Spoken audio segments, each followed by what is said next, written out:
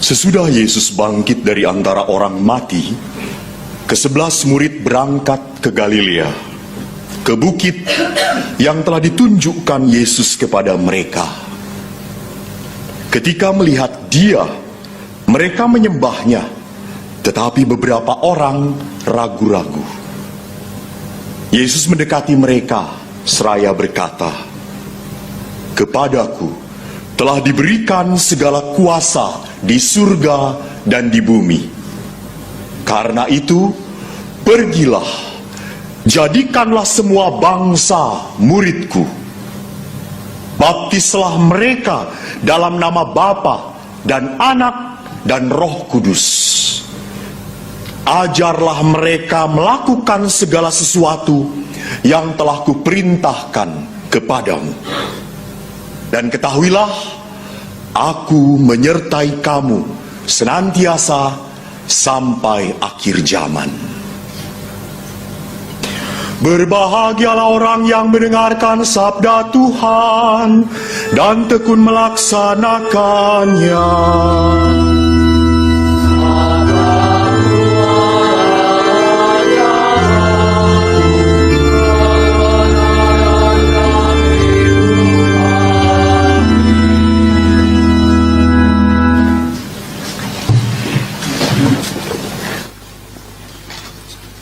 Saudara-saudari yang terkasih, pesan seseorang yang hampir meninggal adalah wasiat yang harus dipegang dan terjadi. Dan pesan Yesus kepada para muridnya adalah pesan Yesus pada kita. Jelas sekali apa perintah Yesus. Di dalam Kisah Para Rasul dikatakan Yesus melarang mereka meninggalkan Yerusalem, menyuruh mereka tinggal di situ menantikan janji Bapa. Apa janji Bapa? Nah ini kalau ngomong di depan orang Katolik ini, antara nggak ngerti dan blow on sama. Apa janji Bapa? Roh Kudus. Roh Kudus. Dan ingat, para rasul menanti di sana bersama siapa? Bunda Maria.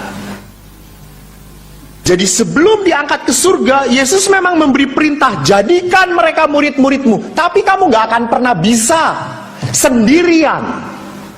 Kamu butuh penolong. Siapa penolong itu kalau bukan Roh Kudus?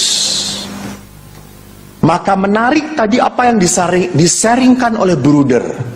Karya kami bukan semata-mata karya manusia.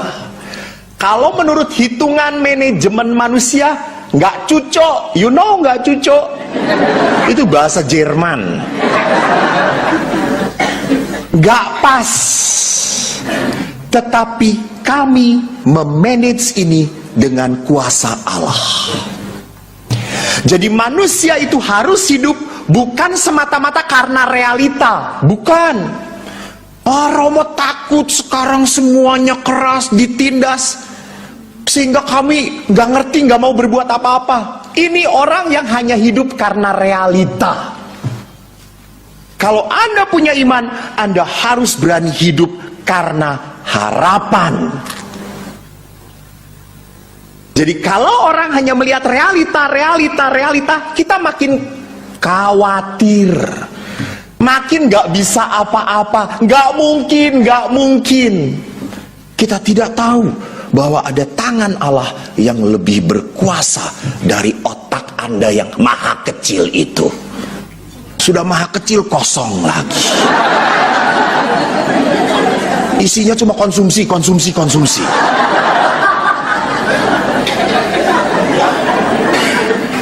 Bapak Ibu yang terkasih, saya memberi kesaksian bahwa karya Roh Kudus itu hebat. Pertama, tadi saya selalu mengatakan, kita kan selalu menjudge itu memvonis. Saya adalah anak yang divonis bodoh. Maka bapak saya punya anak 4, 3 anak ayah pintar. Nomor 2, 3, 4. Yang nomor 2 selalu rank 3 besar.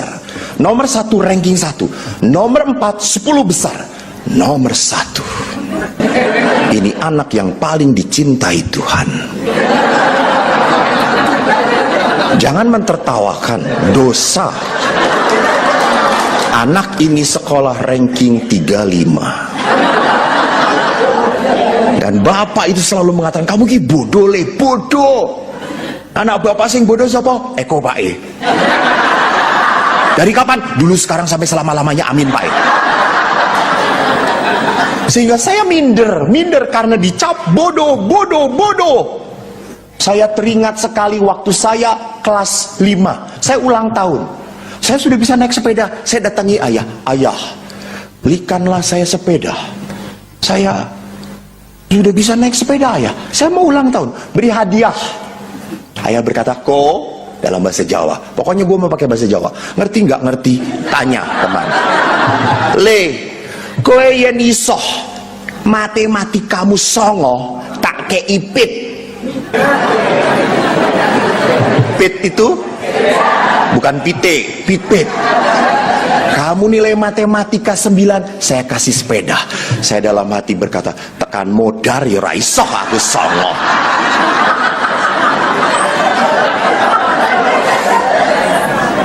Bulan berikutnya, dan saya tidak dapat sepeda karena saya sudah dijatah oleh Tuhan matematika 3.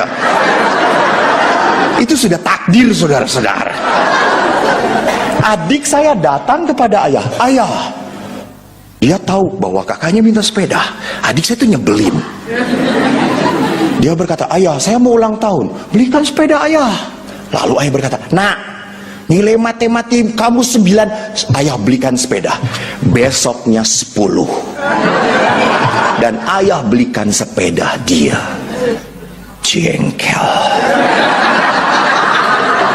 Kecewa. Dan kekecewaan itu terpatri terus sampai hati saya. Saya mengatakan, saya balas. Akhirnya setelah saya jadi pastor, saya balas. Apa yang saya lakukan? Saya nabung. Saya beli sepeda yang terbaik. Saya berikan pada ayah. Ayah, untuk ayah. Gak perlu nilai 9, sepeda kasih. Dan adik saya yang diberi hadiah tidak pernah memberi ayah. Yang bodoh. Dan saya suka sedih kalau om-om kumpul-kumpul itu kan selalu membanding-bandingkan anak-anaknya tuh. Oh, anak tante sekian, anak om sekian. Om saya tuh selalu teriak, kok ranking berapa kok? 35 om. Masih? Wah, itu sudah dari sononya. Tapi maaf, sekarang om-om saya itu cari nasihat pada siapa?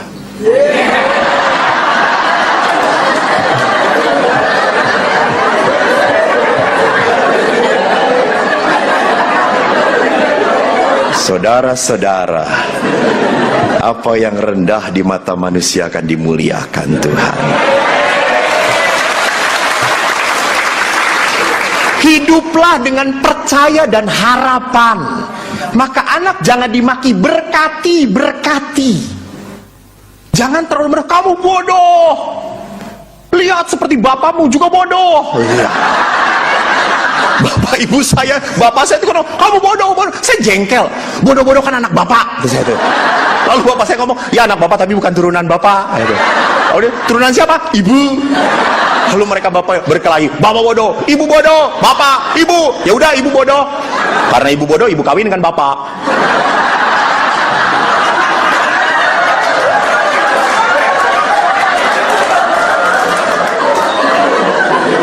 Jadi bapak ibu tolong berkati. Orang yang memberkati adalah orang yang hidup dengan harapan. Harapan lebih kuat daripada kekhawatiran. Dan sekali lagi, siapa yang bisa memampukan saya seperti itu? Roh Kudus. Maka bagaimana orang mau bisa bekerja dengan Roh Kudus kalau tidak berkaca pada Bunda Maria? Bunda Maria selalu tangannya terkatup berdoa. Dia tahu dia ini hamba. Kalau Bunda Maria hamba, kita ini kacung. Saya suka kaget tuh. Saya hamba Allah, saya hamba Allah. Romo siapa? Kacung, ada saya tuh. Jadi lebih blow on.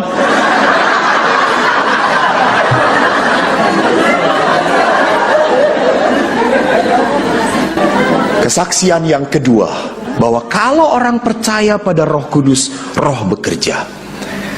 Saya memberi retret di Australia, Melbourne.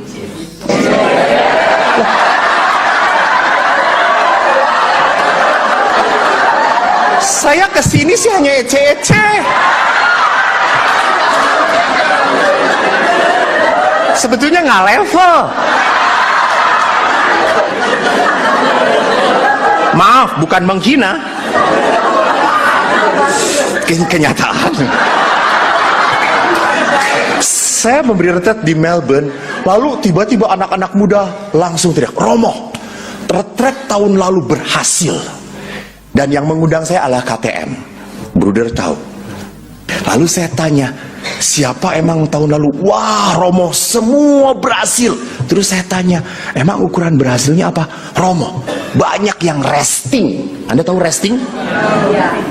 Tahu resting in the spirit? Didoakan, gubrak. Lalu saya langsung ketir-ketir. Saya tanya, emang tahun lalu siapa yang ngasih? Romo Yohanes Indra Kusuma. Itu sih jagonya, kata saya.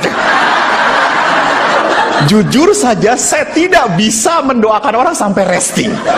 Saya pernah KRK kan banyak yang mendoakan Romo di sini, kublak. Saya itu sampai mendoakan, ya Yesus, dia diam aja begini. Sampai saya berkata, udah capek lah gue, kata saya tuh. Saya tuh tidak mampu membuat orang resting. Itu bukan karunia. Ingat, itu karunia. Lalu akhirnya ukurannya adalah resting. Meninggal nggak, kata saya. Maka waktu mau retret saya udah ketakutan. Sampai mau acara itu adalah acara puncak pendoaan pencurahan Roh Kudus itu, dan harus sampai resting. Sampai saya berdoa kepada sakramen Maha Kudus, Tuhan tolonglah hambamu ini, tolong sedikit. Kalau nggak banyak resting, gua nggak diundang lagi Tuhan. Kalau nggak ke Jakarta sih nggak apa-apa. Australia jalan-jalan coy.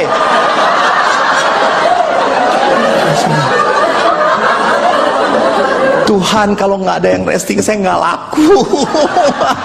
Tuhan tolong gitu. Saya sampai capek doa, Tuhan semoga mereka resting, semoga mereka resting. Lama-lama panitia sudah berkata, Romo sudah mulai pencurahannya sekarang. Terus saya berkata, ntar dulu gitu.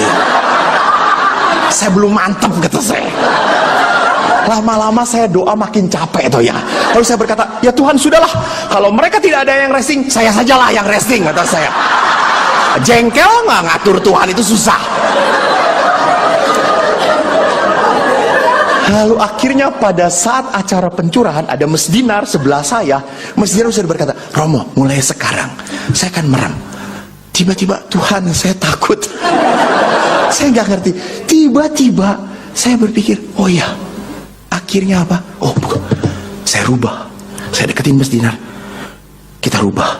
Mereka jangan maju satu-satu. Mereka diam. Lalu Romo bagaimana? Saya mau bawa sakramen Maha Kudus. Kalau tidak ada yang resting, salahin sakramen Maha Kudus.